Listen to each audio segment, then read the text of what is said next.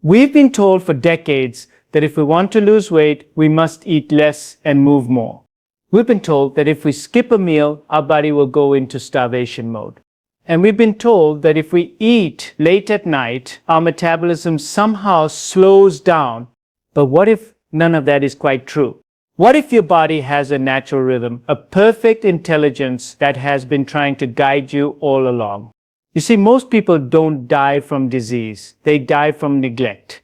Neglect of the body's signals, neglect of rest, neglect of rhythm. Your body whispers before it screams. It gives you gentle messages, a little bloating here, a dip in energy there, maybe a restless night. And if you don't listen, those whispers turn into shouts: diabetes, high blood pressure, obesity, fatigue, and depression. So tonight I want to share with you one of the most powerful, natural, and effortless ways to burn fat, heal your metabolism, and wake up tomorrow morning feeling lighter, sharper, and calmer. And it begins after dinner. Yes, not in the gym, not in the morning, but right after your evening meal. Because how you live after dinner may determine how your body heals while you sleep. We've all been told that weight loss is about calories. Eat less, move more. It sounds simple, doesn't it? Yet if it were truly that simple, why are so many people still struggling? Why does the weight come back even when we follow all the rules? The answer lies not in how much you eat, but in when and how often you eat. Because the true master of weight loss isn't willpower, it's insulin. Insulin is a hormone secreted by your pancreas. Think of it as a gatekeeper. Every time you eat, especially foods that contain carbohydrates, bread, rice, fruit, sugar, insulin rises to escort that sugar out of your bloodstream and into your cells. That's its job, and it does it beautifully. But here's the catch. When insulin is high, fat burning is switched off. It's as if the body says, we already have energy in the system, so there's no need to tap into stored fat. You can only burn fat when insulin levels are low. Now, imagine this. From the moment you wake up, you eat breakfast, then a mid-morning snack, then lunch, then coffee with sugar in the afternoon, dinner, and maybe a little dessert before bed. Your insulin is up from sunrise to midnight. There's no pause, no rest. Your body is constantly in storage mode, never getting the chance to switch to repair mode. It's like a warehouse that keeps receiving deliveries, but never has time to organize the shelves. Eventually, it overflows. That overflow is stored as fat. So the real question becomes, how do we lower insulin naturally, safely, and gently? The answer is so simple that most people overlook it. You stop eating after dinner, you close the kitchen, give your body a few quiet hours before you go to sleep. During those hours, insulin begins to fall. It's like the night shift coming in after the busy day. The lights dim, the workers start cleaning up, and the body moves from digestion to restoration. I often tell my patients, don't think of it as fasting, think of it as resting. You're giving your body permission to rest from digestion so it can do the deeper work of healing. And you don't have to change what you eat right away. Just change when you stop eating. You might be surprised how powerful that simple act is. Let me share a story from one of my patients. She came to me frustrated. She had tried every diet, low carb, keto, calorie counting. Nothing worked. I asked her one question. When is your last meal of the day? She said, usually around 9:30, sometimes a little dessert before bed. I smiled and said, let's not touch your meals for now. Just finish dinner by 7 p.m. and have nothing after. She was skeptical but agreed. 2 weeks later, she came back glowing. I've lost weight without trying, she said. But more than that, I wake up feeling lighter and clear-headed. That is the power of lowering insulin. You see, insulin is not your enemy. It's a beautiful, life-saving hormone when it's allowed to rest between meals. The problem isn't insulin itself. It's the constant stimulation of it. Our modern world encourages us to graze all day long to keep the body in perpetual digestion. But your body was never designed for that. It was designed for cycles, times of eating, and times of resting. So after dinner tonight, let that be your act of kindness toward yourself. Close the kitchen, drink a glass of water or herbal tea, and simply let your body shift gears. This is not about restriction. It's about reverence, understanding the natural intelligence of your body and giving it space to work. When you stop eating after dinner, you're not depriving yourself, you're empowering your body to do what it already knows how to do. Fat burning is not a punishment, it's a reward your body gives you when you allow it to rest. Think of insulin as a gentle gatekeeper who only steps aside when you stop demanding more. Give it that peace tonight, and your body will thank you tomorrow morning. One of the most powerful yet overlooked habits for improving health and burning fat is something incredibly simple. Walking after a meal, not an intense workout, not a gym session, not a run, just a gentle, slow walk. It sounds too easy to matter, doesn't it? But I assure you, it is profoundly transformative. In fact, I call it the 15-minute miracle, because in just 15 minutes of calm movement after dinner, you can change how your body manages sugar, insulin, and fat all night long. Here's what happens inside your body when you eat. As soon as food enters your stomach, your blood sugar begins to rise. Your pancreas senses this and releases insulin, the hormone that helps move sugar out of the blood and into your cells. If that sugar isn't needed for immediate energy, insulin signals the body to store it, first in your liver and muscles, and then, when those are full, as fat. This is a normal process. The problem is that in today's world, we tend to eat large, carbohydrate-heavy meals and then sit down in front of a screen, on the couch, or even in bed. The sugar from that meal lingers in the bloodstream for hours, forcing your pancreas to release more insulin. But when you walk after eating, even slowly, your muscles begin to contract and open their doors for glucose. They don't wait for insulin's command. They simply start using the sugar right away for fuel. It's like giving your body a shortcut. The glucose gets burned for energy instead of being stored as fat. In that short window after your meal, a gentle stroll can dramatically flatten the spike in blood sugar and insulin that would otherwise keep you in storage mode all night. I've had patients who did nothing more than add a 15-minute evening walk to their daily routine. No change in diet, no supplements, and within weeks, their fasting glucose improved, their sleep deepened, and their energy stabilized. One man told me, "Doctor, it feels like my body is finally on my side." And that's exactly what's happening. When you walk after dinner, you're working with your body's natural design, not against it. There's also a deeper, more mindful layer to this practice. When you take that walk, especially after your last meal of the day, something quiet begins to unfold. You're giving your body movement, but you're also giving your mind stillness. The day slows down, the chatter of thoughts softens, you begin to breathe more deeply, to notice the air, the rhythm of your footsteps, perhaps even the sound of your heartbeat. It becomes less about exercise and more about presence, a way of saying, "I'm here, I care, and I'm paying attention." Our ancestors did not eat and collapse on the couch. After eating, they moved, cleaned, talked, walked, prepared for rest. That gentle activity after meals helped balance blood sugar and supported digestion. In modern times, we've replaced that with screens and stillness, and our bodies are paying the price. Imagine your digestive system as a river. When you eat, food flows in. If you stay completely still, the river slows and the water stagnates. But a light current, a short walk, keeps the river moving, preventing buildup, allowing nutrients to circulate freely. This is the simple elegance of the human body. Movement heals.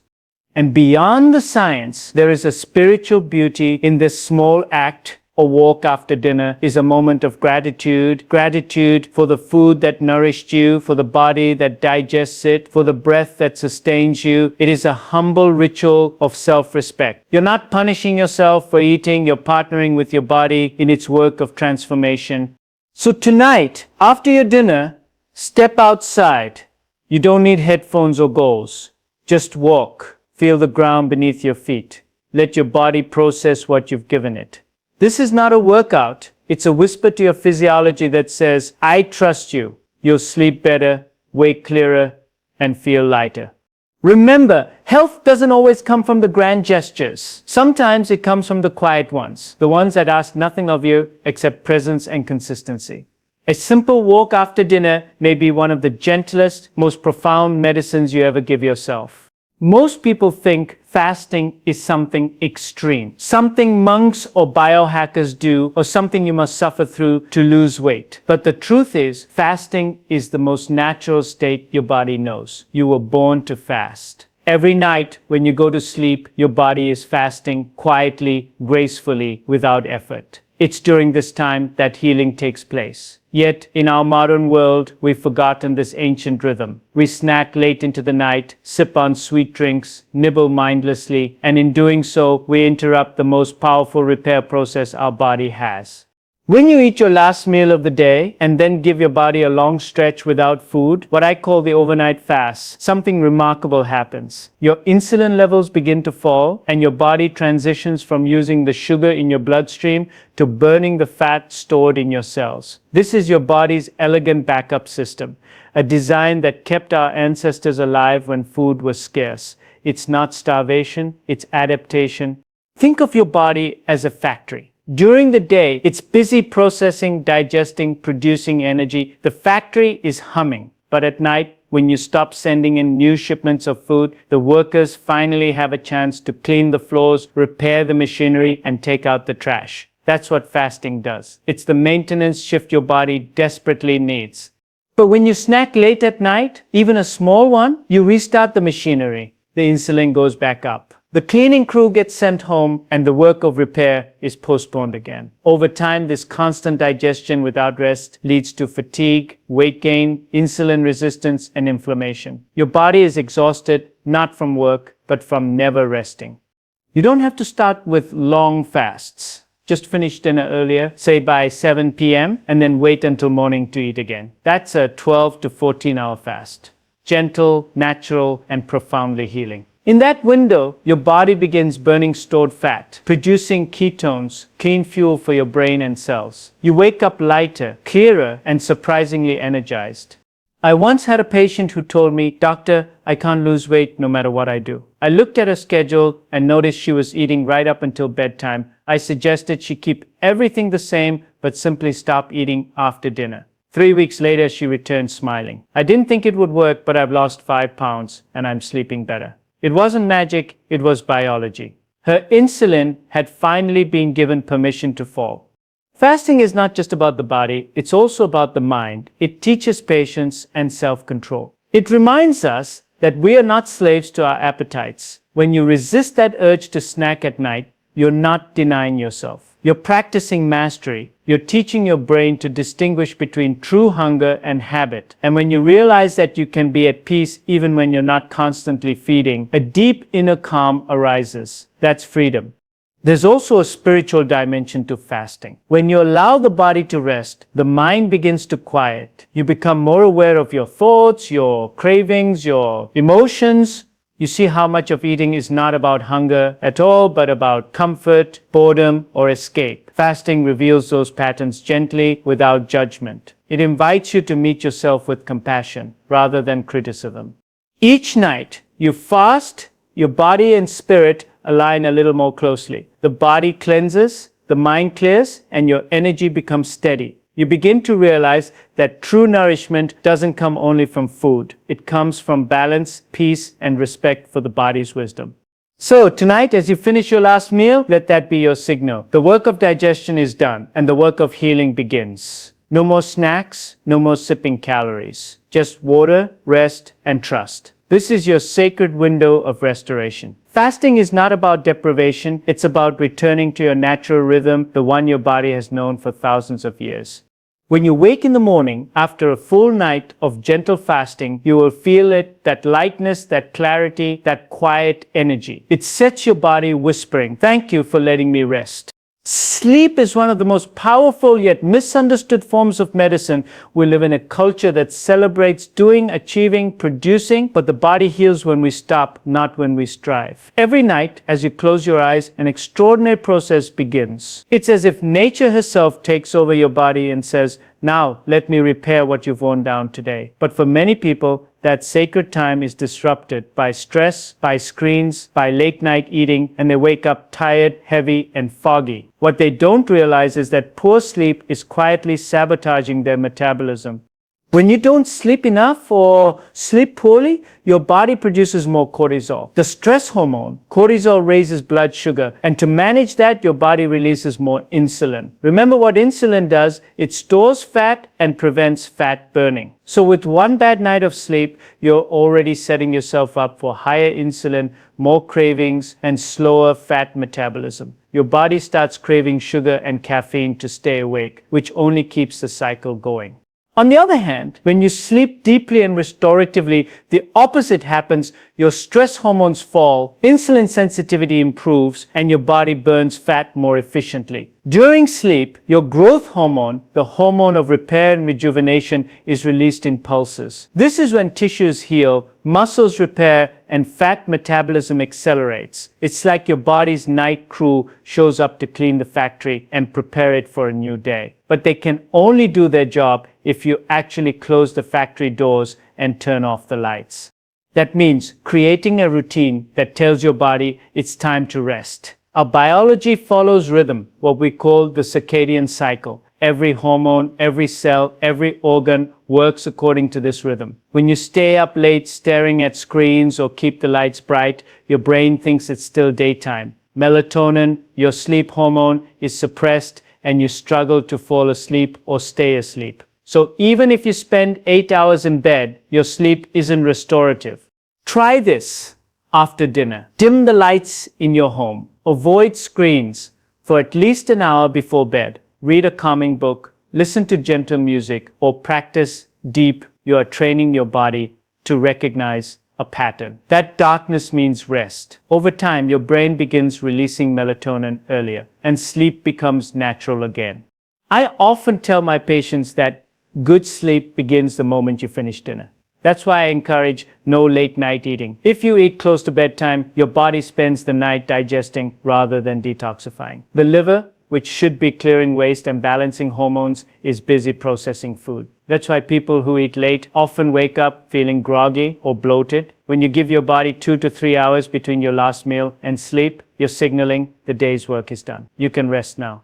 One patient once told me, "Doctor, I feel like I'm doing everything right, but I'm not losing weight." We looked at her sleep pattern. She was getting only 5 hours a night. We didn't change her diet or exercise. We just worked on improving her sleep. Within weeks, her energy improved, her cravings decreased, and the weight started to come off. She said, "It feels like my body finally started cooperating." That's what happens when you let your biology return to its rhythm. Sleep isn't just rest, it's a sacred exchange. You give your body stillness, and it gives you renewal. It's the body's way of saying thank you for trusting it enough to let go. Spiritually, sleep is an act of surrender. You close your eyes, release control, and believe that life will continue to flow even without your effort. That surrender has power. It quiets the mind, balances the nervous system, and allows healing to unfold. So tonight, make sleep your priority. Protect it as you would protect your health itself, because it is your health. Create an environment that invites rest, not stimulation. Let your last thought before sleep be gratitude. Gratitude for your body, for your breath, for another day lived. When you wake in the morning, you'll feel not only rested but renewed. You'll notice your mind is calmer, your hunger is steadier, and your energy more vibrant. That is your body's way of whispering, "Thank you for letting me heal." Sleep is not a luxury. It's your most powerful, fat-burning, mood-balancing, life-extending tool. Honor it, guard it, and remember, while you sleep, your body is working harder for your health than you ever could while awake.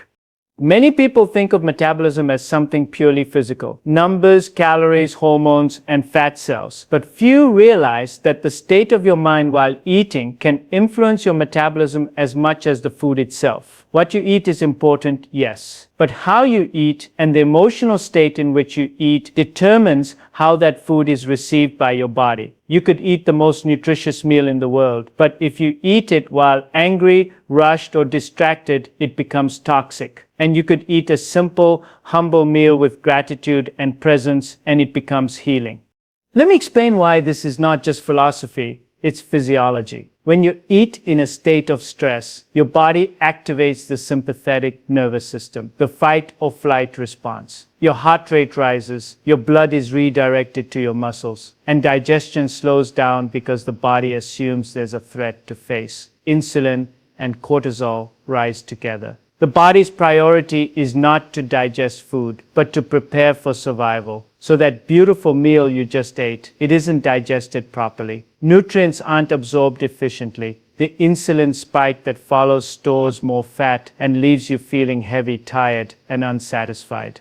Now imagine eating the same meal in a state of peace. You sit down, take a deep breath, look at your plate, and feel a sense of gratitude for the food, for your body, for life itself. That gratitude activates the parasympathetic nervous system, the rest and digest mode. Your heart rate slows, your digestion begins smoothly, enzymes flow, and insulin behaves gently. The body receives the food as nourishment, not as an attack. You feel satisfied with less, and your metabolism works in harmony. This is what mindful eating truly means. Not a trend, but a return to how nature intended us to eat.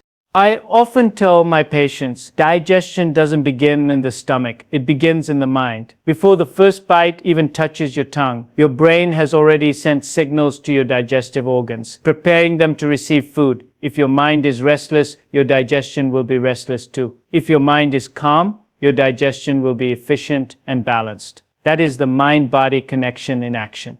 There's a story I often share about one of my patients. She came to me struggling with bloating and constant fatigue. She said, "Doctor, I eat so healthy, salads, lean proteins, no sugar, but I still feel awful." I asked her, "How do you eat?" She looked puzzled. "Well, I usually eat while working or scrolling my phone. Sometimes I don't even remember finishing." I smiled gently and said, "Try something new. For 1 week, eat your meals with no distractions. Sit quietly, take small bites, chew slowly, and say thank you before you begin." A week later, she returned amazed. "Doctor, I can't explain it. My bloating is gone, I feel lighter, and I actually need less food to feel full." She hadn't changed what she ate, only how she ate. That's the power of mindfulness. This practice of gratitude before meals has a profound spiritual beauty as well. When you pause to give thanks, you're acknowledging that food is not just a commodity, it's life energy. It connects you to the earth, to the rain, to the sunlight, and to the countless hands that made it possible for that nourishment to reach your plate. That awareness transforms eating from a mindless act into a sacred ritual. Gratitude also dissolves guilt and fear around food. So many people eat with anxiety, counting, measuring, fearing weight gain, and in doing so, they rob themselves of joy. But when you approach your meal with peace, the body receives it with grace. Your nervous system calms, insulin stays balanced, and digestion flows. You nourish your cells and your soul at the same time.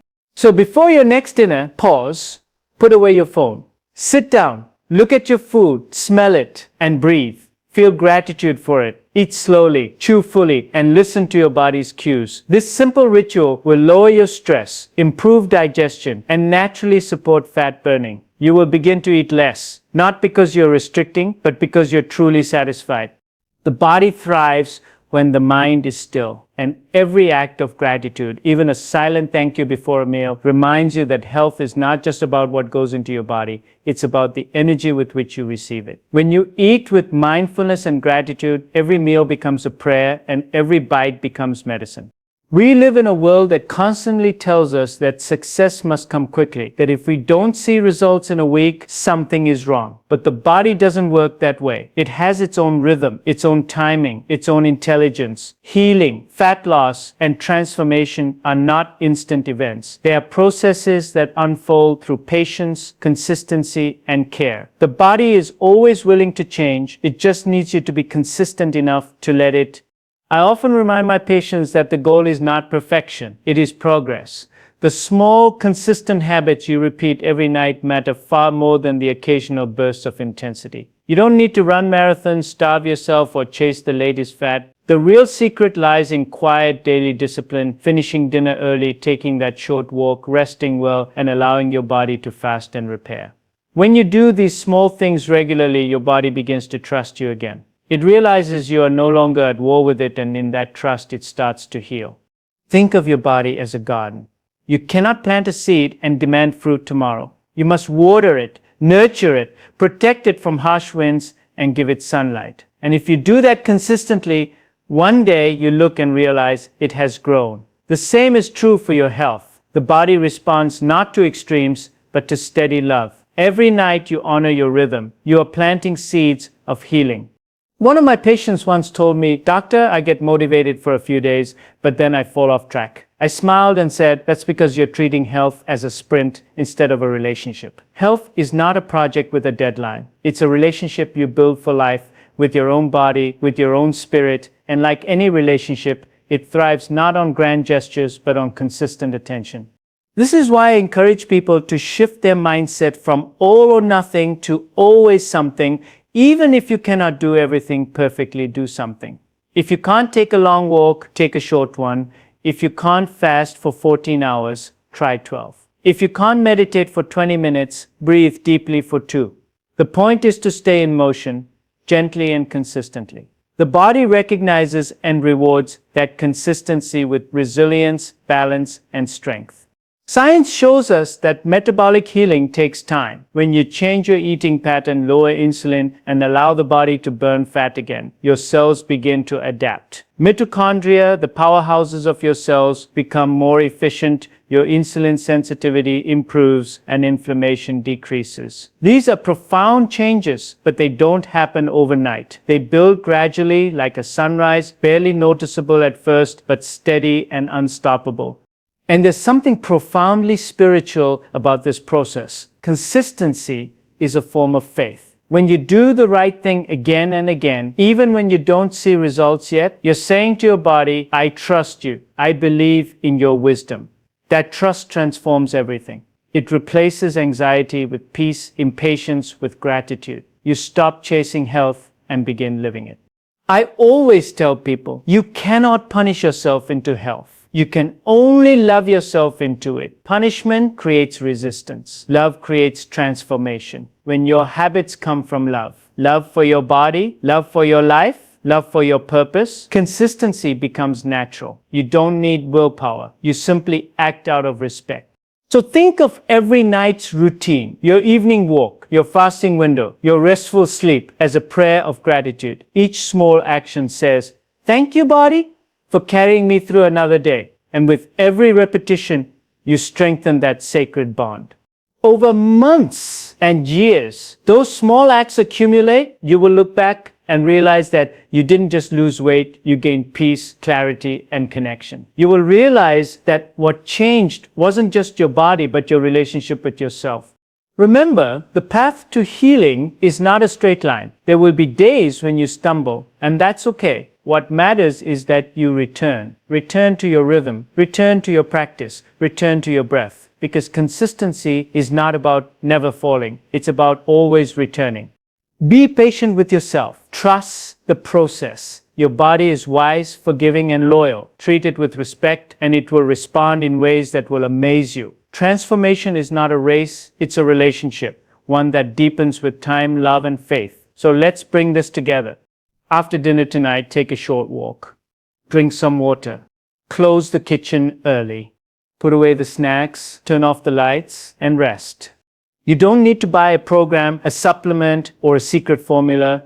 You only need to return to what your body has always known. Rhythm, rest, respect. Every night is a chance to heal. Every fast is a prayer of patience. Every act of discipline is an expression of self-love. So do this after dinner tonight. Move a little. Fast gently. Sleep deeply. And wake up tomorrow lighter. Not just in your body, but in your heart. Remember, your body is the most faithful servant you will ever have. Love it. Listen to it. And it will love you back.